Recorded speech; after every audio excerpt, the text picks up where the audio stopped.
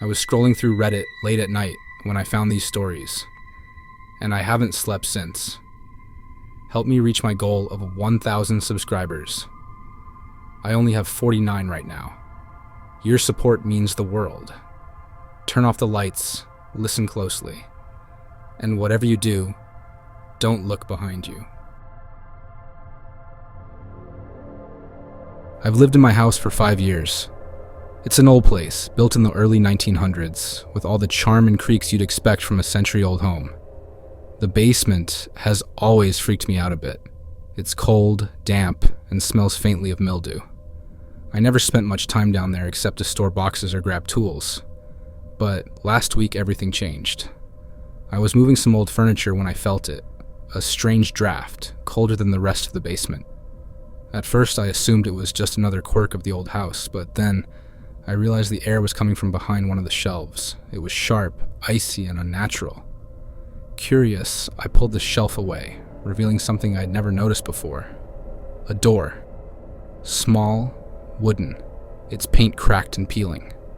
It had no handle, just a rusted keyhole. I stood there staring at it, my mind racing. This wasn't on the inspection report when I bought the house. Had someone sealed it off on purpose? Every logical part of me screamed to walk away. But logic has never been my strong suit. I grabbed my toolbox and, thank you, YouTube tutorials, managed to pick the lock. The door creaked open, releasing a gust of cold, damp air that carried a faintly metallic scent. My stomach twisted at the smell. It was wrong, like rust, like old blood. Behind the door, a narrow stone staircase spiraled downward. The steps were uneven, carved from dark rock, their edges worn smooth by time. My flashlight barely penetrated the darkness, but the walls seemed to pulse as if breathing. I should have closed the door. I should have left, but something urged me forward. The deeper I descended, the heavier the air became. It was suffocating, thick with moisture and the unmistakable scent of decay. My footsteps echoed, each one swallowed by the oppressive silence. At the bottom, I found a circular chamber, the walls made of perfectly smooth stone. In the center sat a well, old, ancient. The edges were eroded, as if it had been used for centuries. That's when I saw the words, scratched into the walls over and over in jagged, frantic letters. Do not look down. A chill crawled up my spine. My breath quickened. The warnings looked fresh, as if someone had been down here recently, but that was impossible. Then I heard it. A soft, wet sound. Something shifting in the water below. My flashlight flickered, and in that brief moment of darkness, I swear I heard a whisper. Help me. It was faint, distant, like it was coming from deep within the well. My body screamed to run. Every instinct begged me to leave. But the voice, it wasn't threatening. It wasn't malicious. It was pleading. I took a slow, hesitant step forward, my heartbeat hammering in my ears. Against every ounce of better judgment, I leaned over the edge and aimed my flashlight down. The beam barely reached the water. The surface was black, still, reflecting nothing. But then, it began to ripple. Something was rising. At first, I thought it was a person. A head broke the surface, pale, smooth, featureless. But then I saw the eyes. Round, lidless, too large for its face. They locked onto mine, unblinking. Then it smiled. Its mouth was wide. Too wide, filled with rows of needle-like teeth. Help me, it whispered again. But the voice was wrong now.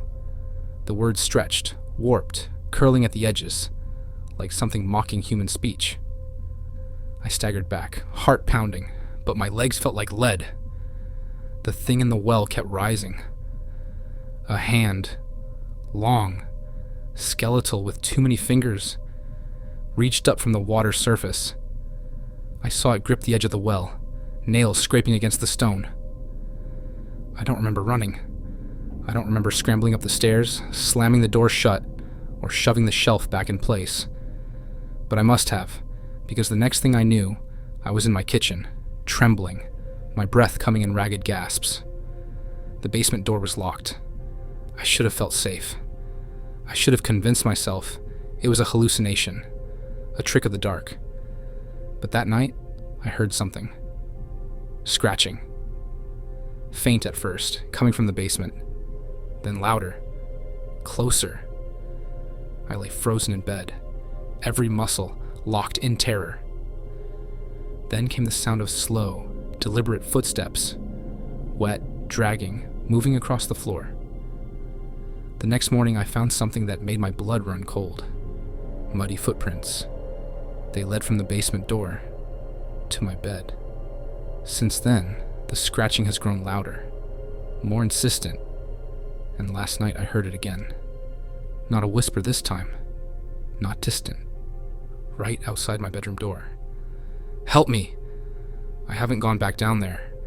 I don't think I ever will, but I don't think it matters, because I just heard the lock click open.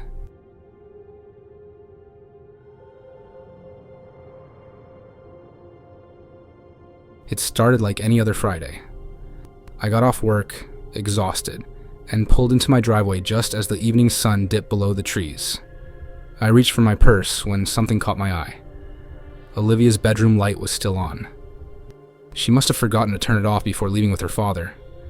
Not unusual. She and I both had a habit of leaving lights on. I thought nothing of it as I grabbed my things and headed inside. The moment I stepped through the door, I heard it. Footsteps.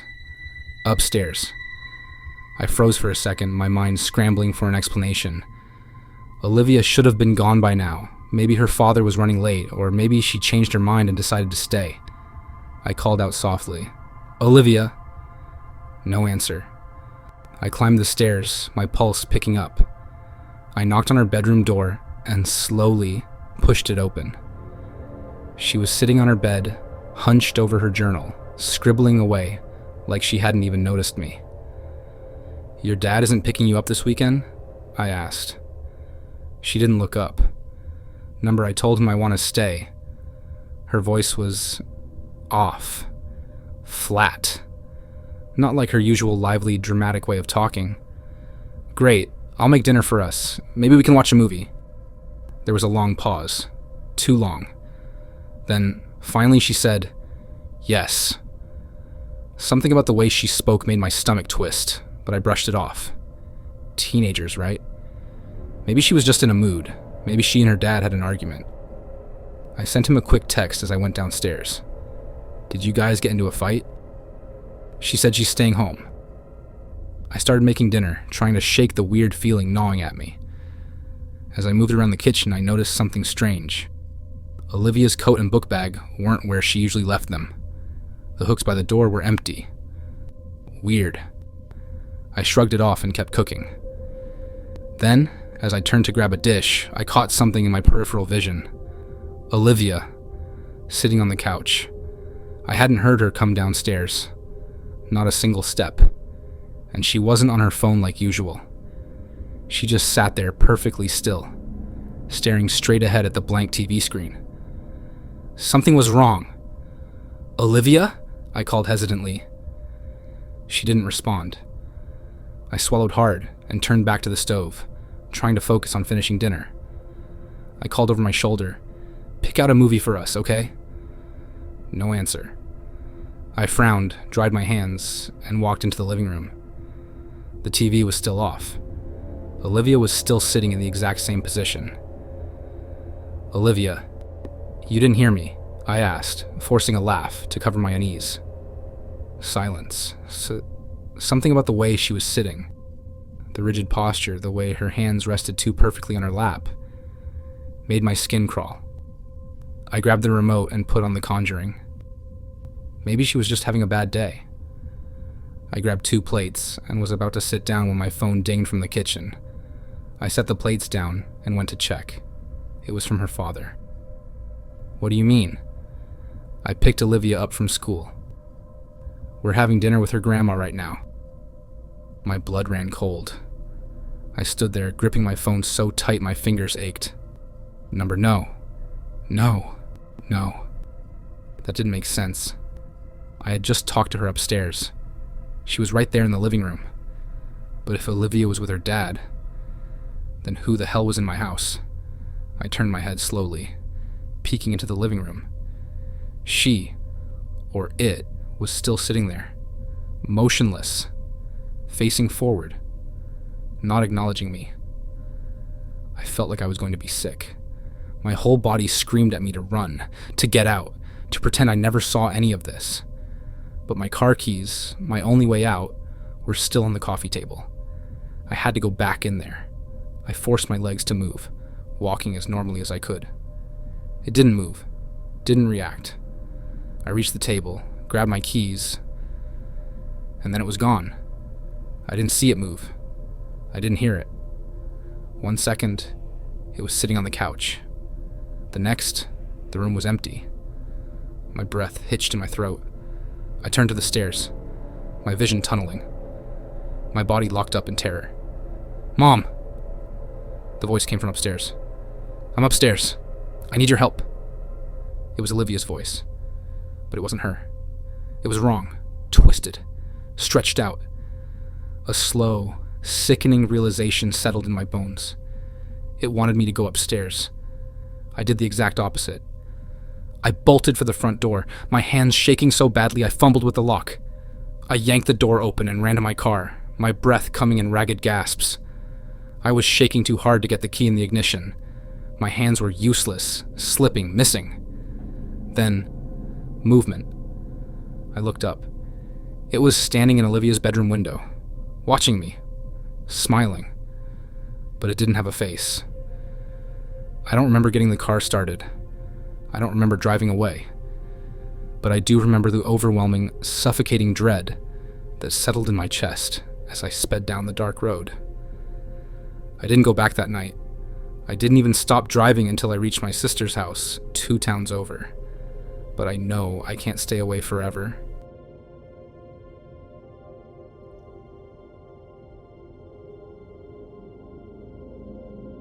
Don't Google yourself. Why? Because you may not like what you find. One night, I was bored and decided to search my own name. I have a rare name, so I didn't expect much, but then I saw it, a website with my full name in the domain, w.myname.com. My chest tightened. It had to be a coincidence, right? I clicked the link. It took me to an old school message board. No posts, no replies. But when I checked the profile of the site's owner, my stomach dropped. They were my age. They had my interests, my hobbies, even my favorite movie and childhood pet's name. It felt like looking at a reflection, but one I didn't remember making. A chill ran through me, but I brushed it off. Maybe it was just some weird coincidence. Maybe someone out there shared my name, my age, my interests. I saved the link and closed my laptop. That was mistake number 1. Mistake number 2? Checking it again. A month later, curiosity got the best of me. When I returned to the site, it had changed. Now, it had diary entries. Most were meaningless. The weather was nice today. I'm bored at work. Random, harmless thoughts. But as I kept reading, something felt wrong. The posts described places I had been. The same baseball game I attended last month. The exact coffee shop I visited last Tuesday. The little bookstore I stopped by on a whim. Then, I saw the most recent entry. Happy birthday to me. My stomach turned. Today was my birthday. My fingers trembled as I scrolled down. I wasn't imagining it. The website knew. This wasn't some random person. This was me. Or someone pretending to be me. I tried to comment, but there was nowhere to type. No reply button. No way to interact. It wasn't a real message board. Someone had created this site to watch me. A cold dread settled in my chest. My mouse hovered over the contact page. There was only one email address. Heart pounding, I typed, "Hey, we have the same name. Just found this site. Who are you?" I hit send. I barely slept that night. I told myself I was being paranoid. Just a prank. Just a weird, messed up joke. The next morning, the website was gone. Vanished, like it had never existed. I opened my email. One new message. No subject. The body contained only 2 words. Found you. I froze. My phone buzzed. A text. Unknown number. Found you. My blood turned to ice. Then, another text. A photo attachment. My house. Taken from my driveway. A scream caught in my throat. I ran to the window, heart hammering, scanning the street. No one was there. Then, another text. A second photo. Dark. Grainy. But I knew exactly what it was. My bedroom. The photo was taken from inside my closet. I wasn't alone. A floorboard creaked upstairs. I stopped breathing. Someone was in my house. I grabbed my keys and bolted, my body running on pure terrors. I didn't look back. I didn't stop. I drove until my hands stopped shaking and called the police. They searched my house. Doors locked. No signs of forced entry. No footprints. But my closet door? It was wide open. I tried to tell myself it was over. But as I sat in my locked car, phone clenched in my shaking hand, another text came through. One final message. See you soon?